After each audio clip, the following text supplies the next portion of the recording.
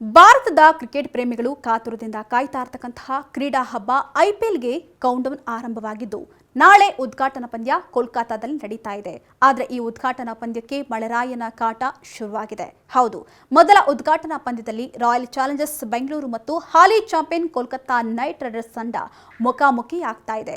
ಆದರೆ ಕೋಲ್ಕತಾಗೆ ಇಂದು ಮತ್ತು ನಾಳೆ ಗುಡುಗು ಸಹಿತ ಮಳೆಯಾಗುವ ಸಾಧ್ಯತೆ ಇರೋದ್ರಿಂದ 2 ದಿನ ಹವಾಮಾನ ಇಲಾಖೆ ಆರೆಂಜ್ ಅಲರ್ಟ್ ಅನ್ನ ನೀಡಿರೋದು ಕ್ರಿಕೆಟ್ ಪ್ರಿಯರಿಗೆ ಆತಂಕಗೊಂಡಿದ್ದಾರೆ. ಇನ್ನು ಮಳೆಯ ಅಲರ್ಟ್ ಮಧ್ಯೆಯೂ ಕೂಡ ಕೋಲ್ಕತಾದ ಈಡನ್ ಗಾರ್ಡನ್ ಕ್ರೀಡಾಂಗಣದಲ್ಲಿ ಬೆಂಗಳೂರಿನ ಚಿನ್ನಸ್ವಾಮಿ ಕ್ರೀಡಾಂಗಣದ ಮಾದರಿಯಲ್ಲಿಯೇ ಒಳಚರಂಡಿ ವ್ಯವಸ್ಥೆಯನ್ನ ಮಾಡಲಾಗಿದೆ. ಹೀಗಾಗಿ ಮಳೆ ಬಂದು ನಿಂತ ಕೆಲವೇ ಹೊತ್ತಲ್ಲಿ ಮೈದಾನದಲ್ಲಿನ ನೀರೆಲ್ಲ ಆರಿ ಪಂದ್ಯ ಬೇಗನೆ ಶುರು ಮಾಡಲು ಸಾಧ್ಯತೆಗಳು ಕೂಡ ಇರುತ್ತೆ.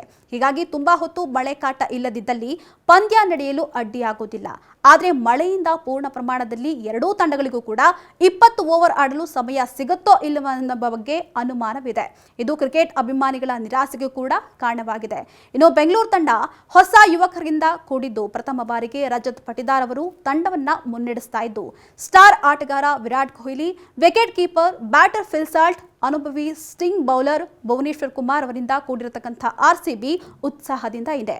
ಇನ್ನು ಮತ್ತೊಂದೆಡೆ ಕಳೆದ ಬಾರಿಯ ನಾಯಕ ಶ್ರೇಯಸ್ ಅಯ್ಯರ್ ಅವರ ಬದಲಿಗೆ ಅಜಿಂಕ್ಯ ರಹಾನೆಗೆ ಪಟ್ಟ ಕಟ್ಟಿರತಕ್ಕಂಥ ಹಾಲಿ ಚಾಂಪಿಯನ್ ಕೋಲ್ಕತಾ ನೈಟ್ ರೈಡರ್ಸ್ಗೂ ಇದು ಸತ್ವ ಪರೀಕ್ಷೆಯಾಗಿದ್ದು ವೆಂಕಟೇಶ್ ಅಯ್ಯರ್, ರಿಂಕು ಸಿಂಗ್, ಸುನಿಲ್ ನಾರಾಯಣ್, ವರುಣ್ ಚಕ್ರವರ್ತಿ, ಮನೀಶ್ ಪಾಂಡೆ ಮೊದಲಾದ ಘಟಾನುಘಟಿಗಳಿದ್ದು ಸದ್ಯ ಮ್ಯಾಚ್ ಭಾರಿ ಕುತೂಹಲವನ್ನು ಹುಟ್ಟುಹಾಕಿದೆ.